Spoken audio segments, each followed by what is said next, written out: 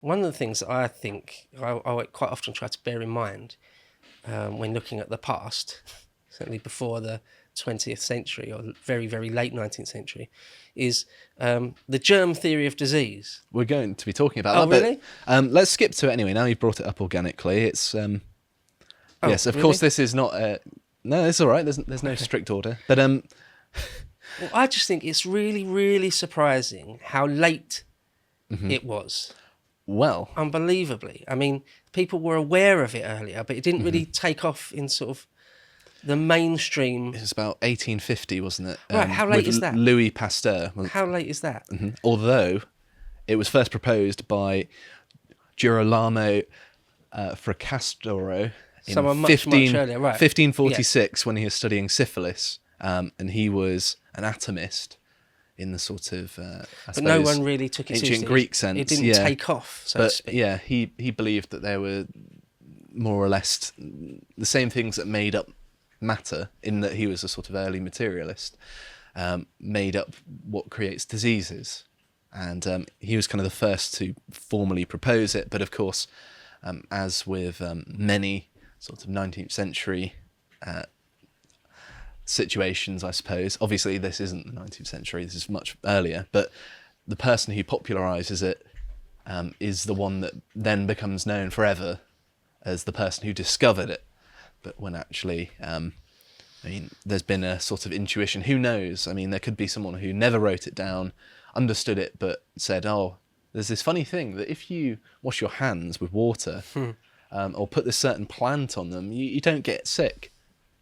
I mean, there's probably been that intuitive understanding of it. Like, even in sort of ancient Celtic times, there were plants that had antibiotic effects.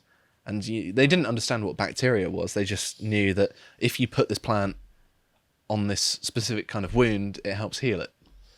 Well, that's what I Through was trial going to and say. error. It comes down to bacteria. So the very idea that there are tiny living organisms that are far too small for the human eye to see, and that they in fact cause infections and all sorts of things. If you said that to someone from the medieval period, they just probably simply wouldn't believe you. They would think you were mad, yeah. And you wouldn't be able to prove it, because that's the thing about lenses. People like Newton and Galileo, you play around with glass and lenses, and of course you can make a telescope to look out into space, but you can also create a microscope to look down at tiny things.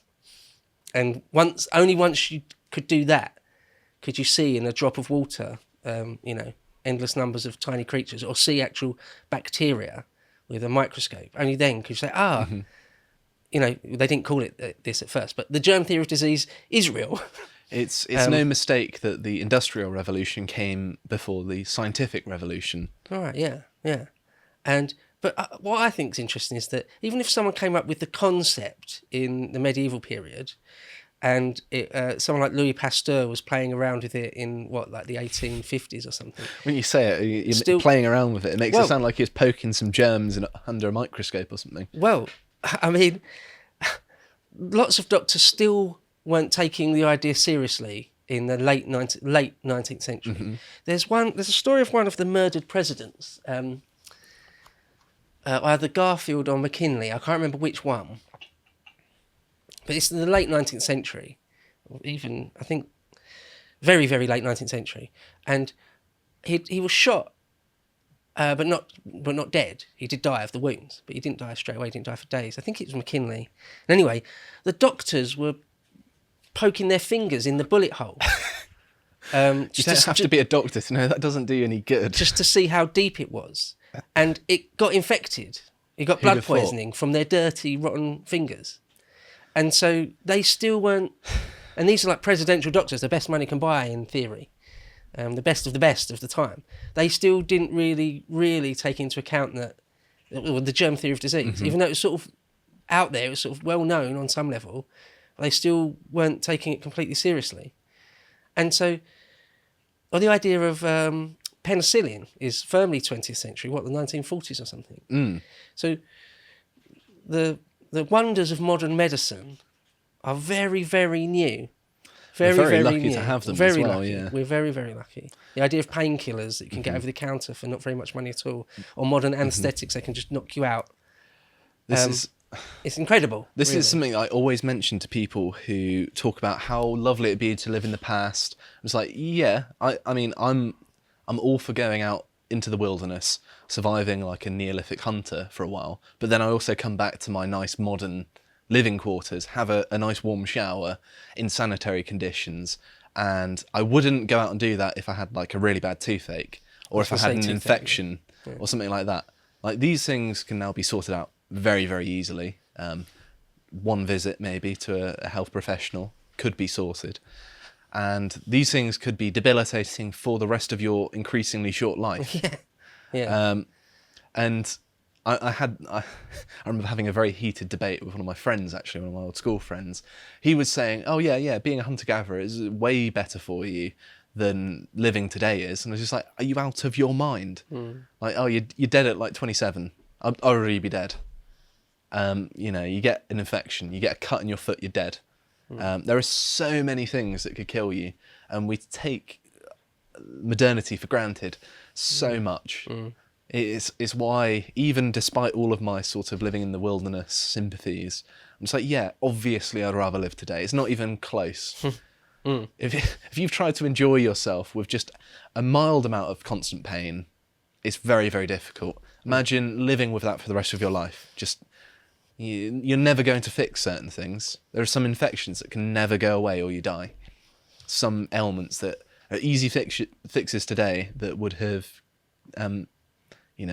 been life-threatening, debilitating in the past. Chronic pain is a nightmare, a living nightmare. I've definitely said this before somewhere on an epoch, I think with Carl, but I'll say it again just really quick.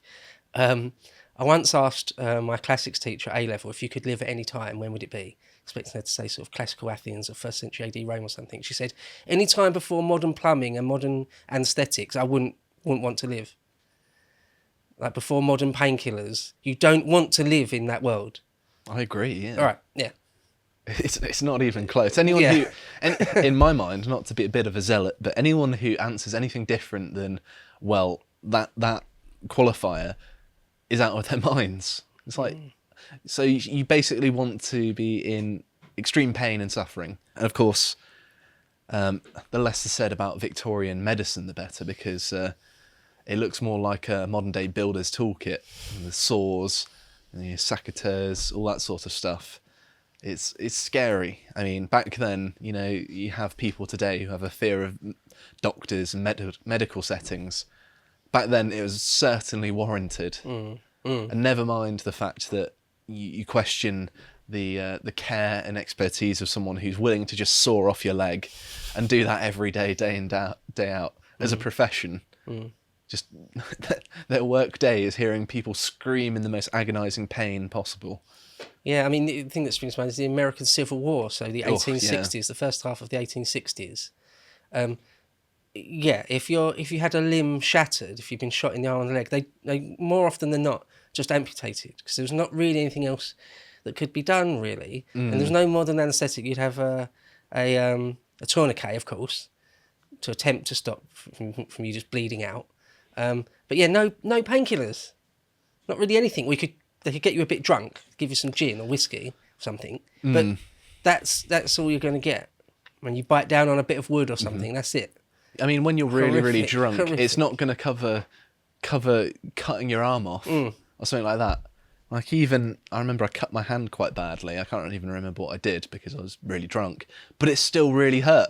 I was just like, well, now I'm really drunk and in severe pain. Now I'm just having a terrible night. And I ended up just going home. And it's like, well, that was rubbish. Yeah, I've had to live with a little bit of pain for like a few days or a week or two at most, at some various points in my life, like a toothache or an earache or something or other, or quite a bad sports injury that just really, really hurt for ages. I broke my thumb once playing cricket or whatever, You have to just you just have to live with the pain, and over-the-counter at Boots type painkillers just aren't doing anything really. So I've had to live with it a little bit, and it's hellacious. So if it was your whole life, you're just staring down the barrel of the rest of your life, being in fairly extreme pain. that's no way to live. That's no No. way to live. I would not like to go back in time all that far for all that long. For that And I think reason. that these sort of unsanitary conditions, let's not forget as well what we talked about in the previous one, where we were talking about the push to increase sanitation and things like that. And that was sort of the later end of the Victorian age, wasn't it? Sort of 1850. I think actually the Crimean War may well have helped kick it off, because of course you have Florence Nightingale, who was the head of the nursing operation eventually in the Crimean War, which was 1853 to 56, I'm going off the top of my head here. I think that's right though. But there was a problem whereby more soldiers were dying of disease before she turned up than were dying from the enemy. And the enemy were Russian, and at the time very incompetent. So you have, of course, the charge of the Light Brigade, where they charged the Russian guns, and it should have been a slaughter, but it wasn't, because the Russians were incompetent, and so were we. It wasn't a battle between who was the best army, it was who was the least incompetent. And that's the best way of putting it, really. So yes, even in the 1850s, when we had quite a sizable empire, we were pretty useless. It was that was the onus to reform lots of military aspects, logistics, as well as the big thing, which was sanitation, because more soldiers were dying of disease than by the enemy. And what's the point in having an army and fighting other people if they're dying more to disease? It seems counterproductive to do that. And so there was a big push in understanding diseases and sanitation. I hope you enjoyed that segment from Contemplations, my series. And if you want to watch the full conversation, which that was taken from, all you need to do is sign up to our website for £5 a month, and you can watch all of the content we have there. Thank you very much for watching, and goodbye.